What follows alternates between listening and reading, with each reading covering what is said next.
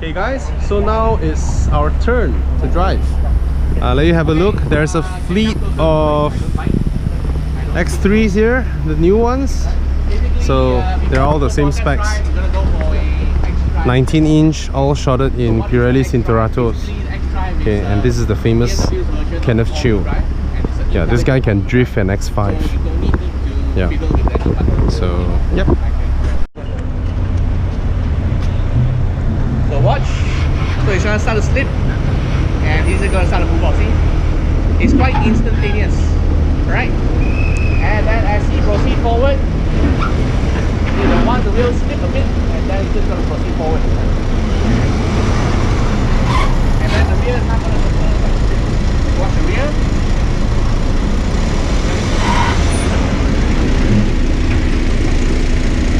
Okay, now I'm gonna demonstrate something. I'm not gonna demonstrate how strong I am. I don't know, but yeah, this is not to demonstrate strength. Exactly to demonstrate how. You just say the car is 70 in front, 30 in back, and both. Now it's on the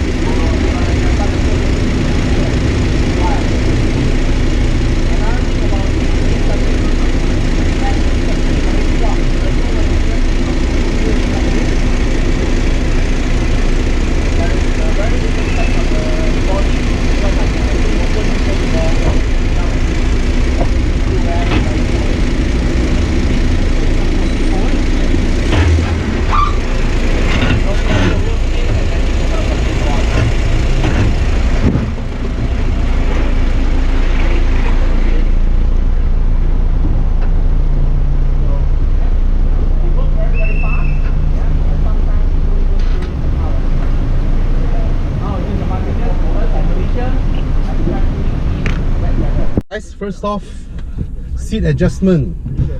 Full straighten your legs, and make sure my leg is not full straight when I depress the brake pedals, and I have to rest fully at the back rest, and then put my wrist on top of the steering wheel. That should be the proper driving position that we should have. Now, first thing I notice, the seat is slightly offset to the left. Ever so slightly. I believe if I'm seated like this, but I have to sit like this. So, but the steering wheel is right in front of me as well. It's just the orientation of the dashboard with my seat that gives me this sensation. The dashboard is slightly angled towards me. Everything is within reach, and it's comfortable. Fence.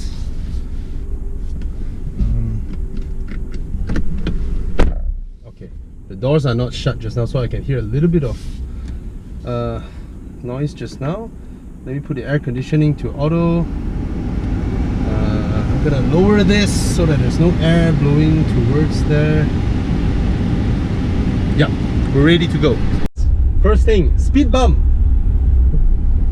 Like all new BMWs, be it the 5 Series or the 7 Series or the 1 Series or X whatever, 3 Series, BMW now makes the best suspension amongst premium makes. It is just seamless, okay? And like the new 5 Series, we no longer get Sport Plus. So there is no longer the option of pushing your Sport button all the way up and then into Sport Plus mode, where the traction control half switches itself off in a partial manner. What do I mean by partial manner? In the F10, say for example, or previous 3 Series, you are able to go into Sport Plus, and then you can swing the tail out, and then the system only comes in at the end to save you. Okay, so like all BMWs expected, oh, very brisk acceleration. I kind of like the throttle response. Pretty good.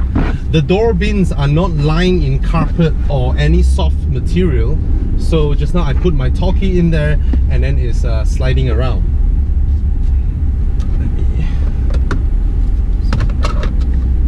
And like all new BMWs, they tend to want to upshift as soon as they can to conserve petrol. I think that is partly what makes BMW very, very fuel efficient. Okay. Wow, it's huge. The new X3 is huge. It just passed by a Q7, and I noticed the rear profile is almost the same. It is a big car. It is very similar in size to an X5. In fact, the current gen X5. So there is a bigger speed bump now. So what I would do would I'll just go over it without stopping. Fantastic. So the suspension never bottom out. It handles it with superbly. It handles it superbly. Quiet. They're all very, very quiet now. Okay. There's an F10 coming up. Let's turn. Usual BMW steering wheel. Brilliant. Very nice. Okay, I'm gonna throw my... I wonder if my rear passenger has buckled her seatbelts or not. Yeah. Yes. Alright. Now again, when I lift off the throttle, the car will want to ease itself, so that when I want to reapply throttle for more dynamic driving, I need to apply a little bit more so that the car sort of, okay, you want me to boost the turbos? Okay, I'll go again. It doesn't want to hold it there because I'm in comfort mode now, and its objective now is to provide a smooth drive and fuel efficient, and not in a way whereby it is on the go. You know, if I want it that way, I have to just press it to sport mode, and then the dials will change to red, and here it shows standard or plus. There is a plus here, so it's called extra dynamic setting, but I don't see anywhere showing the traction control light. You know, in previous BMWs, right, if you go into Sport Plus mode, you see a traction control light coming up. It says it's off, but it's actually not fully off. It's only partially off. But I'm surprised because from here, wait, Eco Pro, I can go into Comfort, and then I go Sport, I press it again, Sport Plus. So unlike the 5 Series where Sport Plus is removed, this one now has Sport Plus. But I believe this Sport Plus is different from the older one because there's no traction control setting. I mean, they don't want you to go into any sort of trouble with the cars. Overall build is very nice. BMW tried to balance the pricing. So 320,000 is not expensive. It is 9,000 ringgit cheaper than the GLC 250. But like I mentioned just now, the GLC 250 is one performance benchmark lower because that one produces 211 horsepower. This one I would say is equivalent to the GLC 300, but in the GLC 300 you only have 245, whereas this guy has 252. So this by right should be another performance benchmark higher than the GLC 250, but it is 9,000 ringgit cheaper than the GLC 250. It doesn't have a heads-up display, it doesn't have all the really advanced safety systems, but that is not the proposition of this car, because the proposition of the X3 is to be a premium but slightly rugged and very sporty SUV. So in that sense, for people who don't want hybridized powertrain, they don't need all the safety systems, they just want a rugged, a very sporty SUV, this is the guy. I would say this one drives just as well. Let me try again. It is definitely more comfortable than the Macan. Okay, it is more comfortable than the Macan. And where is the touch and go? Okay, it's here. And it's quiet. Suspension is really good. And now we can test the acceleration times of the car. I believe everybody would just speed off after the tolls. Beep, and then.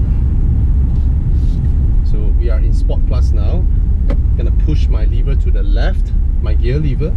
See this? This can be pushed left. So if I push to the left, the transmission is in its most aggressive setting. Okay, and then I need to catch up to the rest of the group. There's still a bit of lag there. Acceleration is alright.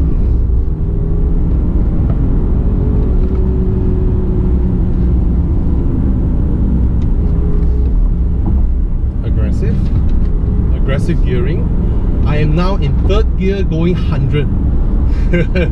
So when you're in Sport Plus, the gears would have already operate at a lower gear. You push the lever to the left, it operates at an even lower gear. So this gives the maximum attack mode that this car could bring to the plate. Okay, I have Mr. Hyundai not willing to give way, but it's alright. And I hope we have a sweeper car because they're all running away from me. Okay, we're going to the left. Notice there's a motorcycle to my left, and let's shift over here to avoid lane hoggers.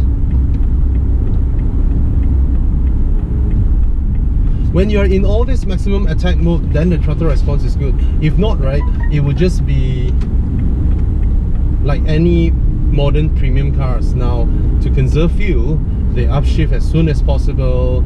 They try to ignore any sudden full depression of the throttle. But overall, it's good. Steering. Do I need to judge BMW steerings? I can feel the weight, even though it's 55 kilograms lighter than the previous one.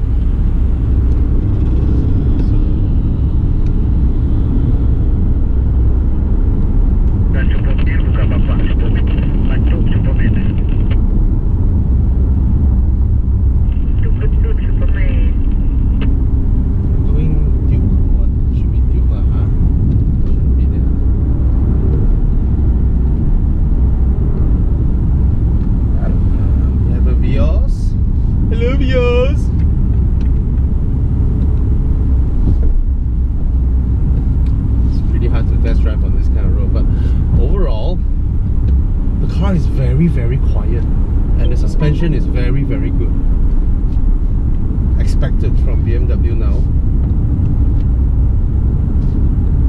Steering a bit vague mid corner. Yes, thank you.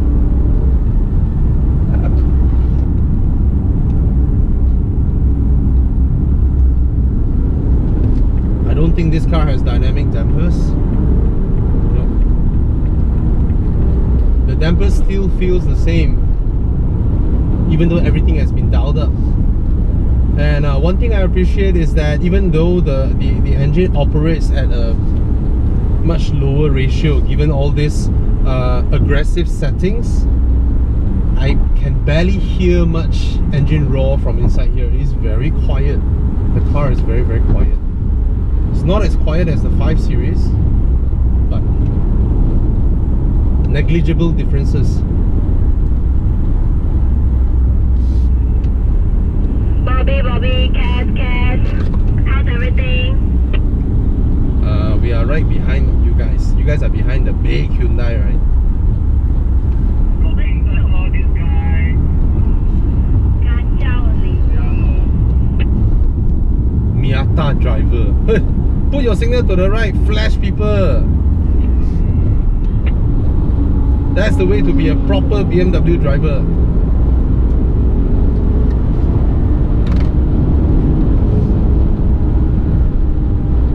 Okay, I don't like this gear setting. I'm gonna push it back. I'm gonna put it back into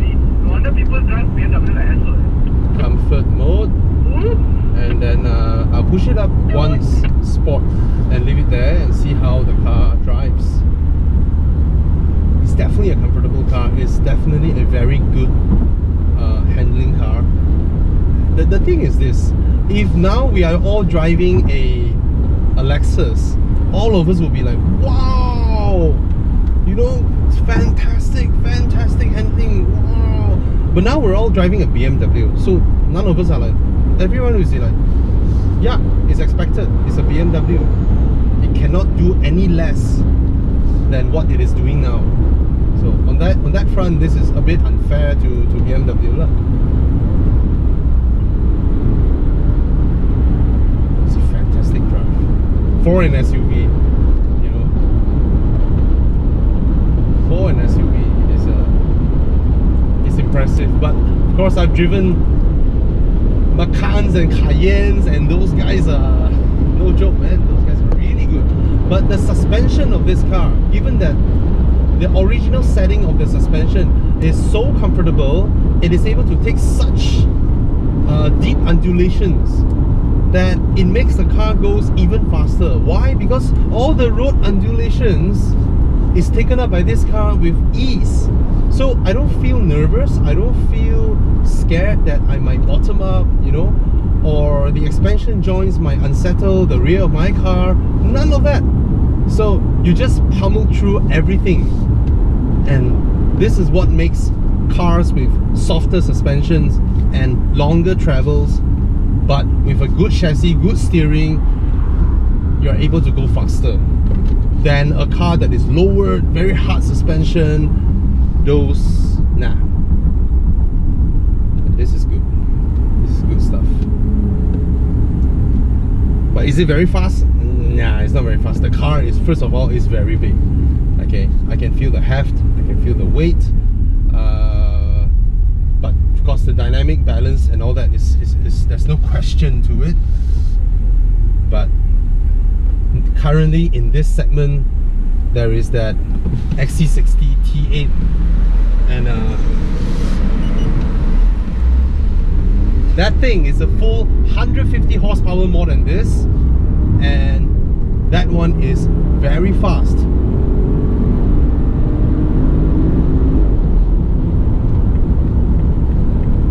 Everybody's keeping left.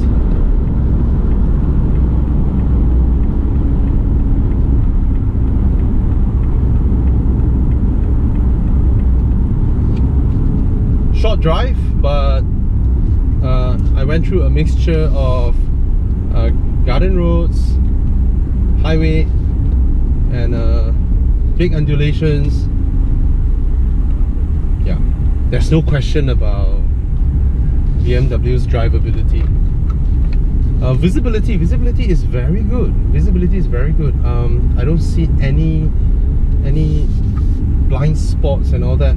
Even though the side mirror is mounted on the base of the A-pillar and not on the doors, but there is a gap in between the A-pillar and the side mirror that gives me a very usable small gap for me to judge. So that I appreciate. So yeah, there's only a single variant, 320,000, one single variant, four-wheel drive, I mean BMW's X drive, and 2-liter engine. It's a very good package, but I just felt that they tried their very best to bring down the pricing.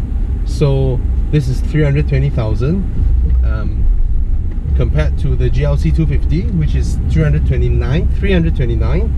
But I kind of felt that this car could have been, there is still room for buyers of this car to accept this car being priced at 350,000 with a panoramic roof or heads-up display or something.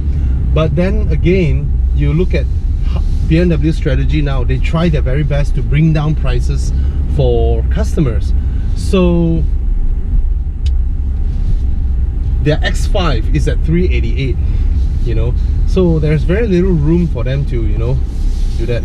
So now we're on our driver swap. So yeah, I'm happy with how it drives. Cheers.